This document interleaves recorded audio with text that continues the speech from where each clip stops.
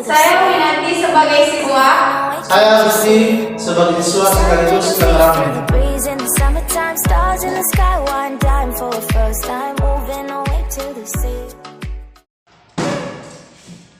Assalamualaikum warahmatullahi wabarakatuh anak-anak. Waalaikumsalam warahmatullahi wabarakatuh. Selamat pagi anak-anak. Selamat pagi, Bu. Bagaimana kabar kalian? Alhamdulillah. Alhamdulillah. Baiklah, pada hari ini kita akan belajar tentang akidah Islamiyah. Nah, sebelum itu Ibu akan menjelaskan tujuan dari pembelajaran akidah Islamiyah terlebih dahulu ya anak-anak. Tujuan pembelajarannya yaitu yang pertama, menghayati nilai-nilai akidah Islam. Nah, yang kedua, menampilkan perilaku orang yang mengimani akidah Islam dalam kehidupan sehari-hari. Yang ketiga, memahami dalil, dasar, dan tujuan dari akidah Islam. Dan yang terakhir, menyajikan fakta dan fenomena kebenaran akidah Islam. Nah, di sini di bab ini ada 5 materi. Namun, yang pertama yaitu pengertian akidah Islamiyah, yang kedua dasar hukum akidah Islamiyah, yang ketiga tujuan mempelajari akidah Islamiyah, keempat pengertian iman, ihsan dan Islam, dan yang terakhir hubungan iman, ihsan dan Islam. Tapi di sini Ibu hanya akan membahas 3 hal saja, 3 poin ya. Yang pertama yaitu pengertian akidah Islamiyah. Nah, di sini pengertian akidah. Siapa di sini yang tahu pengertian dari akidah? Angkat tangan. Ya, silakan Bu Lena. Pengertian dari akidah merupakan bentuk keyakinan atau keimanan kepada Allah Subhanahu wa taala. Oke, bagus. Nah, ada jawaban lain? Saya Bu, Nah, silakan Bu Sria. akidah adalah suatu perjanjian atau keyakinan ikatan. Oke, baiklah. Jadi, secara bahasa Arab, akidah berasal dari bahasa Arab, yakni yaqidu akidah, yang artinya ikatan atau perjanjian. Nah, di sini perjanjian kepada siapa? Perjanjian antara manusia dengan Allah Subhanahu wa taala dalam menaati perintahnya ya, anak-anak. Iya Bu. Nah, banyak di dalam Al-Quran yang membahas tentang akidah ini. Nah, diantaranya yaitu dalam Quran surah Al-Maidah ayat 1 yang berbunyi Bismillahirrahmanirrahim. Ya ayyuhalladzina amanu, wahai orang-orang yang beriman, aufu bil uqud, penuhilah akad-akad itu. Nah, maksud dari sini yaitu Allah mengatakan atau berkata kepada manusia, yaitu wahai orang-orang yang beriman.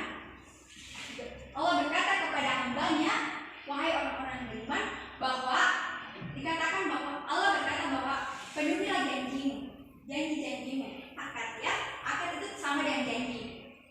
Nah, janji kita kepada Allah Subhanahu wa taala. Nah, janji dalam hal apa saja? Yaitu dalam mematuhi segala perintahnya, baik itu dari ibadah maupun dari muamalah. Nah, menurut istilah, akidah merupakan suatu pokok atau dasar kepercayaan yang harus dipegang oleh orang yang mempercayainya ya. Jadi dapat kita simpulkan bahwa akidah Islamiyah merupakan pokok-pokok kepercayaan yang harus diyakini kebenarannya oleh setiap umat Islam atau orang yang beragama Islam ya, anak-anak. Baiklah, kita lanjut ke pembahasan selanjutnya, yaitu dasar hukum akidah Islam. Nah, di sini ada dasar hukum akidah Islam. Terdiri dari berapa? 2 Bu. Oke, coba sebutkan.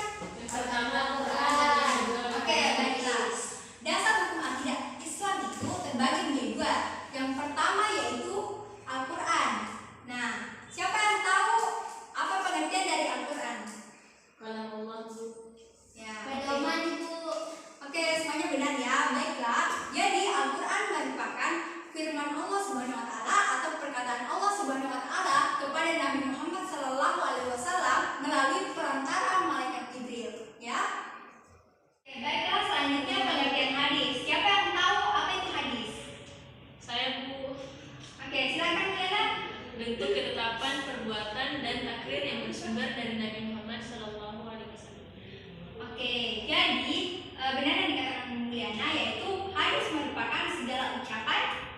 azan dan takrir sikap diam Nabi Muhammad SAW.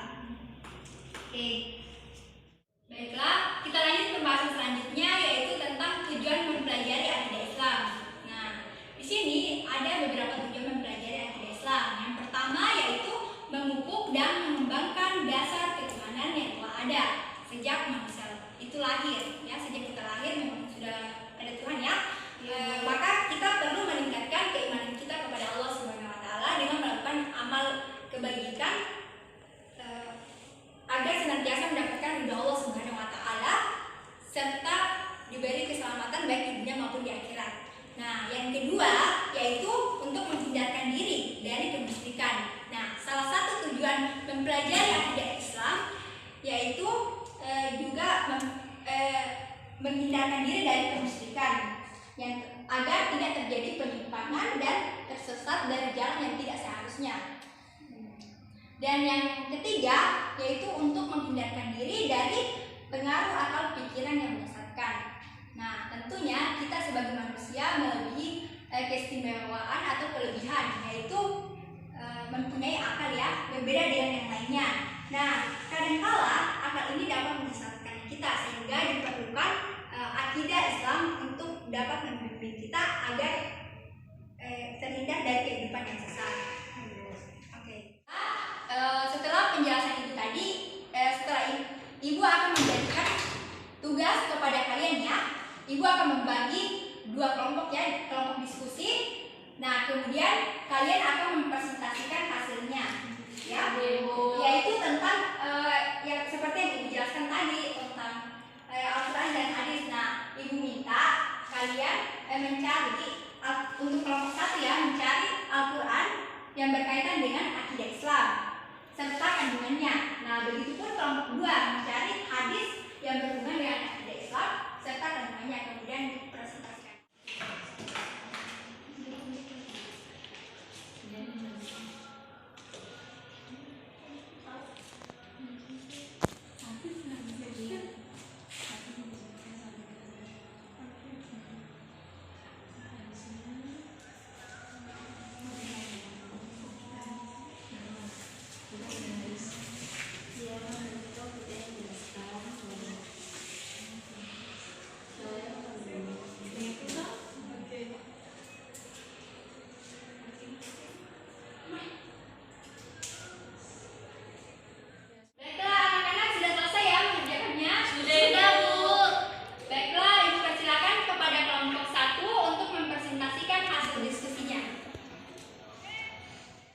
Kami akan mengambil Quran surah An-Nisa ayat 136 yang berbunyi, Ya ayyuhalladzina amanu aminu billahi wa rusulih wal kitabil ladzi nazzala ala rasulihi wal kitabil ladzi anzala min qabli wa may yakfur billahi wa malaikatihi wa kutubihi wa rusulihi wal yaumil akhir faqad dalla dalalan ba'ida. Yang artinya, wahai orang-orang yang beriman, tetaplah beriman kepada Allah dan Rasul-Nya dan kepada kitab Allah yang Allah turunkan kepada Rasul-Nya serta kitab yang Allah turunkan sebelumnya. Barang siapa yang kafir kepada Allah, malaikat-malaikatnya, kitab-kitabnya, rasul-rasulnya dan hari kemudian, maka sesungguhnya orang itu telah sesat sejauh-jauhnya. Adapun kandungan surah An-Nisa ayat 136 yaitu menjelaskan perintah Allah kepada orang yang beriman untuk tetap meyakini dan mengimani kepada Allah dan Rasul-Nya.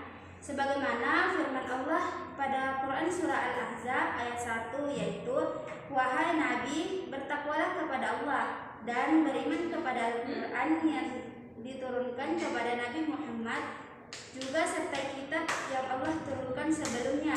Barang siapa yang kafir atau ingkar kepada salah satu rukun iman, baik kepada malaikatnya, kitab-kitabnya, rasul-rasulnya dan hari kemudian, maka sesungguhnya orang itu telah sesat sejauh-jauhnya dari petunjuk dan kebenaran.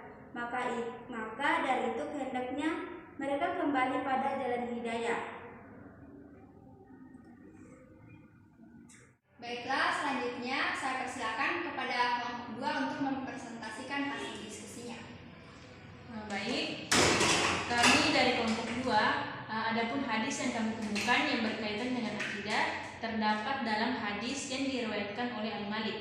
Adapun bunyi hadisnya yaitu A'udzubillahi minasyaitonirrajim. Taraktu fikum amroini lan tadillu ma tamassaktum bihima kitaballahi wa sunnata rasulihi. Yang berarti aku telah tinggalkan pada kamu 2 perkara. Kamu tidak akan sesat selama berpegang teguh kepada keduanya, yaitu kitab Allah dan sunnah Rasulnya. Hadis riwayat sahih oleh Al-Malik dan Al-Hakim. Selanjutnya akan dibacakan oleh saudari. Yang mereka penjelasan sini ialah, maka apapun yang ditunjukkan Al-Quran dan As-Sunnah harus diimani, diyakini, dan diamalkan dalam perbuatan. Sedangkan yang tidak ditunjukkan oleh Al-Quran dan As-Sunnah maka harus ditinggalkan. Karena Allah menjamin orang-orang yang berpegang teguh terhadap Al-Quran dan As-Sunnah Rasulnya berjalan dengan kesatuan kata dalam manhaj yang benar dan tidak bercerai-berai. Oke, baiklah, terima kasih anak-anak ya atas diskusinya ya anak. Baiklah, jadi ibu akan menyimpulkan ya materi pada hari ini. Nah, jadi dapat saya simpulkan bahwa akidah Islamiyah merupakan pokok-pokok kepercayaan yang harus diyakini kebenarannya oleh setiap umat muslim, orang yang beragama Islam ya. Kemudian dasar dari akidah Islam itu terbagi menjadi 2, yaitu Al-Quran dan hadis. Nah, mungkin cukup sampai di sini ya pembelajaran kita pada hari ini anak-anak. Semoga kita termasuk orang-orang yang senantiasa mendapatkan petunjuk dalam menjalankan akidah Islam secara utuh tanpa keraguan, serta memiliki keimanan yang kuat dengan cara menentukannya dalam bentuk menjalankan rukun Islam dengan benar dan memiliki keikhlasan yang sempurna dalam kehidupan, sehingga kita dapat mendapatkan kebahagiaan di dunia maupun di akhirat kelak anak-anak. Oke, baiklah, ibu akhiri dengan ucapan wabillahi taufiq wal hidayah. Assalamualaikum warahmatullahi wabarakatuh. Waalaikumsalam warahmatullahi wabarakatuh. Terima kasih Bu. Sama-sama. Sekian dari kelompok kami ucapkan terima kasih.